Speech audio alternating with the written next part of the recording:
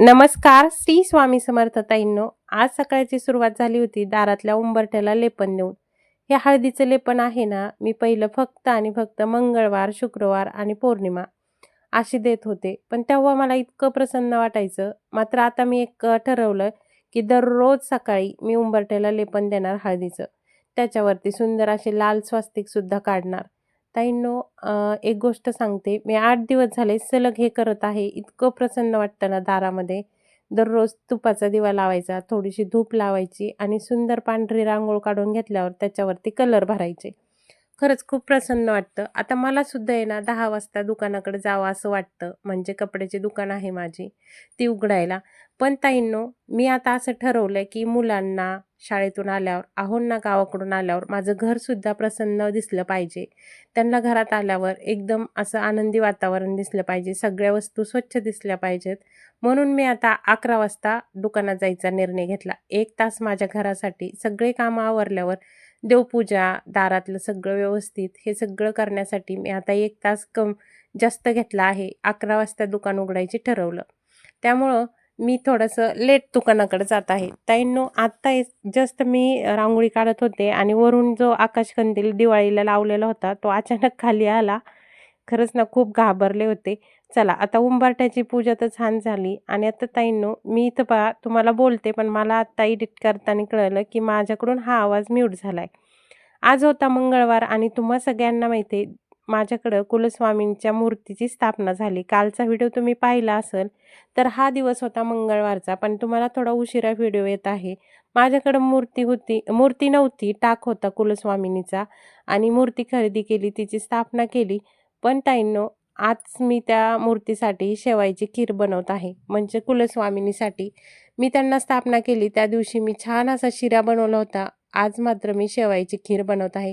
ह्या शेवया तुम्हाला मॉलमध्ये म्हणा किंवा बाजारात, किराणा दुकानात भेटतील. एवढी चविष्ट खीर होती ना याची. कुणी अर्जंट घरी आलं पाहुणे म्हणा, तर सगळ्यात जर गोड काही पदार्थ करायचा म्हणला, तर सगळ्यात सोपा पदार्थ आहे. सुंदर असं मस्त ह्या शेवया लाल चटक भाजून घ्यायच्या तूप टाकून आणि त्याच्यामध्ये दूध टाकायचं. आता दूध टाकल्याच्या नंतर कोणी खोबरं, कोणी काजू, बदाम हे सगळं घालू शकतं. पण मात्र माझी पूजा राहिली होती. मी पटकन अशी फक्त साखर घातली आणि इतकी चवीला छान झाली होती. साखर, दूध आणि शेवया, तूप हे मस्त व्यवस्थित शिजून घेतलं. आता आपली खीर ही छान शिजली आहे. मात्र ह्या खिरीला शिजायला थोडीशी पातळ ठेवायची, नाहीतर एकदम घट्ट होऊन बसती. कारण हिला जास्त पाणी लागतं. थोडं पाणी टाकलं आणि जास्त उकळून दिली तर खूप घट्ट होती. चला, आपली खीर तर तयार आहे. तुम्ही सुद्धा एकदा ट्राय करून पहा. चवीला खूप छान होती. दुसऱ्या वेळेस मी सगळे ड्रायफ्रूट घालून तुम्हाला नक्की दाखवेल, पण आज थोडी घाई होती म्हणून सिंपल साधी खीर बनवून घेतली.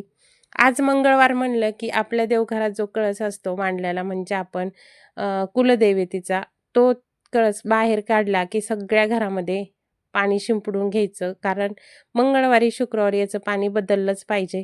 इकडं पहा, मी कळस व्यवस्थित छान असा स्वच्छ करून घेतला. मात्र त्याच्यावरती ठेवलेला जो नारळ आहे, तो सुद्धा मस्त स्वच्छ धुवून घेत चालायचं. तेव्हा आपल्या नारळाला कोंब फुटतो. आता त्या नारळामध्ये खूप दिवसाचा ठेवलेला आहे म्हणून पाणी शिल्लक राहत नाही, मात्र त्याला कोंब नक्की येतो. स्वामींवर विश्वास, आपल्या भक्तीवर विश्वास असेल तर नक्कीच कोंब येतो. चला, आता कालची पूजासुद्धा अशी सुंदर दिसत होती. असं वाटत होतं की आत्ता सकाळी पूजा करून घेतली मी. पण चला, आज मंगळवार आहे. आज भरपूर साऱ्या सेवा करायला जमतात. तुम्हाला सांगते, आपण श्रीयंत्राचा अभिषेक करू शकतो. आपल्या कुलदैवताचा अभिषेकसुद्धा आपण करू शकतो. आता कालचा मी देवीला लावलेला गजरा आहे ना, तो सुकला होता, पण मात्र त्याला सगळा पिंक कलर आला होता. एवढा छान दिसत होता. मलाच कळालं नाही. मी म्हटलं शूटमध्ये घ्यावं, पण ते काही शूटमध्ये तसा कलर येतच नव्हता आणि समोरासमोर इतका छान दिसत होता. इथं पाहता ना, थोडीशी धूळ आली बाहेरून, तर मला शिंका यायला लागल्या. काय झालंय कळत नाही. पीठ चाळताना यायला लागल्यात, झाडून घेताना यायला लागल्या शिंका. चला, तुम्ही सगळ्यांनी कुलस्वामिनीची कालची माझी मूर्ती पाहिली का? नसली पाहिली तर नक्की व्हिडिओमध्ये जाऊन पहा. ही मूर्ती आहे मी खरेदी केलेली. 3.5 ते 4 किलोची मूर्ती आहे. जवळपास खूप मोठी आहे. 10 का इंच का काहीतरी आहे ती. आणि पहा, मस्त अभिषेक करून घेत आहे मी. इथं स्वामी आपलं सर्व मंगल मांगल्ये शिवे सर्वार्थ साधिके शरण्ये त्र्यंबके गौरी नारायण नमस्तुते असं म्हणून त्याच्यानंतर कुलस्वामिनीच्या टाकावरती मी अभिषेक करणार होते, कारण ती मूर्ती बसत नव्हती गळती खाली. आणि इकडे एक माळ मी घेतली, ओम आई ब्लीम क्लीम चामुंडा विचे असं म्हणून, आणि इथं मी कुलस्वामिनीचा अभिषेक करून घेतला. आता मी श्रीयंत्राचा अभिषेक करणार आहे. श्रीयंत्राचा अभिषेक झाल्याच्या नंतर खूप मोठा व्हिडिओ झाला असता, म्हणून मी आता तुम्हाला डायरेक्ट कुंकुमार्चनची सेवा दाखवत आहे. मधले 3 बोटं, 1 अंगठा आणि मधले 2 बोटं घ्यायचे, आणि दर मंगळवारी आपण आपल्याकडे श्रीयंत्र असेल तर कुंकुमार्चन करायचं. आणि हे कुंकू दरवेळेस परत आपल्याला घेता येतं बरं का कुंकुमार्चन करायला. आता उद्याच दुसऱ्या दिवशी सकाळी हे कुंकू वाटेत भरून ठेवायचं. अहोंना लावायचा गंध आपण स्वतःला बाहेर जाताना लावायचं. खूप चांगलं असतं, कारण हे आपल्या मंत्राने सिद्ध झालेलं असतं.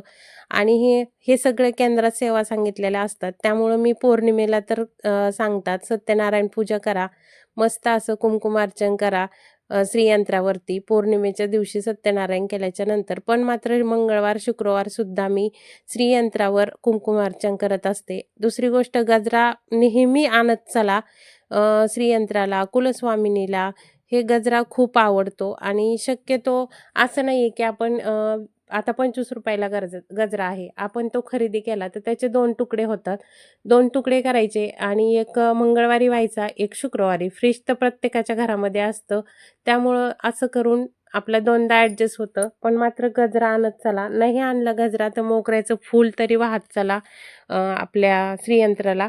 मस्त सकाळची पूजा झाली, देवीला नैवेद्य दाखवून घेतला. आणि हे पहा अलीकडं वाटीमध्ये तुम्हाला दिसत आहे माझं कुंकुमार्चन केलेलं कुंकू. आणि हे कुंकू मी कंपल्सरी तेच तेच परत वापरायला जमतं, आणि मी तेच वापरते. आता मला बाकी दुसरं काही माहीत नाही. आता वेगळे वेगळे राहते प्रत्येकाची सेवा.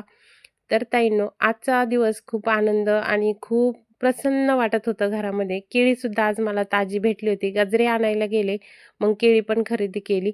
तर इथं मी आईला विचारत होते, ₹1 का मांडला माहिती आहे तुला? पूजा आवडली माझी? तर तो रुपये पहा किती सुंदर असा उभा राहिलाय. मी विचारत असते देवाला. आणि हे मला माझ्या स्वराजने शिकवलं. तो सहज काही गोष्ट त्याला जर पाहिजे असेल तर तो उभा करून पाहतो आणि देवाला म्हणतो, हे होईल का? ते कधी-कधी राहतं उभा. आणि तसंच मी विचारलं आज, म्हणलं, "आई तुला आजची पूजा आवडली का? स्वामी तुम्हाला आजची पूजा आवडली का?" लगेच तो रुपया उभा राहिला. चला आता मग मुजरा केलाय, आता दुकानाकडे जायचं. मात्र जेवण राहिलं होतं, जेवायला बसायचंच होतं मला. जेवायला बसले, आणि तेवढ्यात मला लगेच माझ्या गिरायकाचा फोन आला. आम्हाला साडी घ्यायची. 2-3 घास काढले आणि ताट झाकून ठेवलं, आणि लगेच निघाले. कुठं तर दुकानात. इकडं आले तर मग पहिलं झाडू मारला, आणि मस्तपैकी स्वामींना गंध लावला, फोटो पुसून घेतला. स्वामींना गंध लावून मुजरा करून घेतला. अगदी 5 मिनिटात त्यांनी एक साडी खरेदी केली. खूप आनंद झाला, कारण चला थोडी सेवा घरी केली. लगेच देवानं माझी दुकान उघडताच न उघडताच माझ्याकडं गिराईक होतं. खरंच ना, स्वामी सेवा करा, अनुभव खूप खूप मोठे-मोठे येतात. तर त्यांनी त्यांची खरेदी केली, घेऊन गेल्या. त्याच्यानंतर मी इकडं माझा जप करत बसले, कारण वेळ होता, झाडू वगैरे मारला होता. म्हणलं चला आता माझं जेवण झाल्यावर जप करणार होते मी, पण म्हणलं चला दुकानात वेळ असतो ना, तर मग दुकानात जप करून घेतला. लगेच स्वराजला घ्यायला आले, कारण आता वाजले होते 12:30, आणि त्याला 12:30ला आज त्याची शाळा सुटणार होती. म्हणलं चल घेऊन जाते तुला. मग त्याला घेऊन आले. मस्त बेकरीमध्ये आले. बेकरीमध्ये छोटीफार काही खरेदी करायची होती ती केली. मात्र दीदीला खायचा होता वडापाव. मला वडापाव खायचा आई म्हणली. मग म्हणलं चला मी तुला वडापाव देते. उभ्याने वडापाव खाल्ला. परत दुकानात गेले. दुकानातून घरी आले. खवा आणला होता. कशासाठी? तर मला जामून बनवायचे होते. आता ह्या जामूनमध्ये मी अजिबात ह्या खव्यामध्ये मी अजिबात हे मैदा घालत नाही.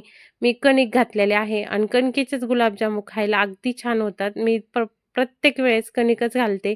मैद्याचा अजिबात वापर करत नाही ताईंनो. आता इथं असे न चिरटता मस्तपैकी गुलाबजामुन करून घेतले. तेव्हा चिरटायला लागले, की म्हणायचं थोडंसं मैदा हे आपले कणिक कमी आहे. मग परत घालायची. तर सुंदर गुलाबजामुन तयार आहेत आपले. आता आपण छान असे तळून घेऊया. तर अर्धा किलो खवा होता. खायला खमंग झाले होते. खाल्ल्याच्या नंतरच तुम्हाला व्हिडिओ येतो. नक्की असे करून पहा. कणिक घालून एकदा मस्त आपले गुलाबजामुन इकडे तळत आहेत बघा. अजिबात फुटले नाहीत आणि सुंदर झालेत. खरंच ना, कलरसुद्धा खूप छान आला होता. पुडा आणण्यापेक्षा खवा खूप परवडतो आणि खव्याचेच करीत चला. किती मस्त झालेत बघा, छान फुगलेत. अजिबात खाटा सोडा टाकला नाही मी त्याच्यामध्ये.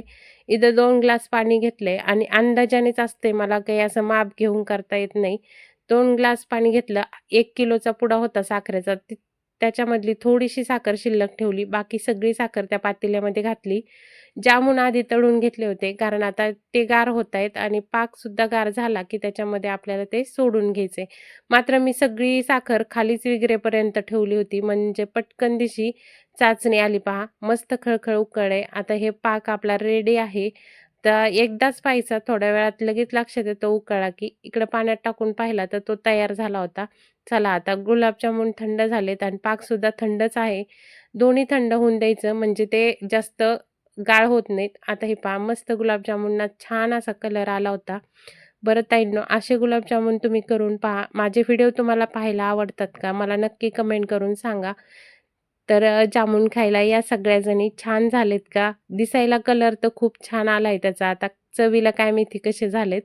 आता चवीला आम्ही खाल्ल्यावरच तुमच्यापर्यंत व्हिडिओ आलाय असं बरं ताईंनो, आज माझ्या लेकीने पहिल्याच वेळेस कणिक भिजवून छान अशा चपात्या केल्या होत्या. त्याचा व्हिडिओ पण म्हणलं चला तुमच्यासोबत आज शेअर करूया. लेकीच्या सुंदर चपात्या पहा. प्रयत्न केला तर यश नक्कीच भेटतं आणि छान अशी टमटम चपाती फुगली. म्हणलं चल कर तू आज चपात्या.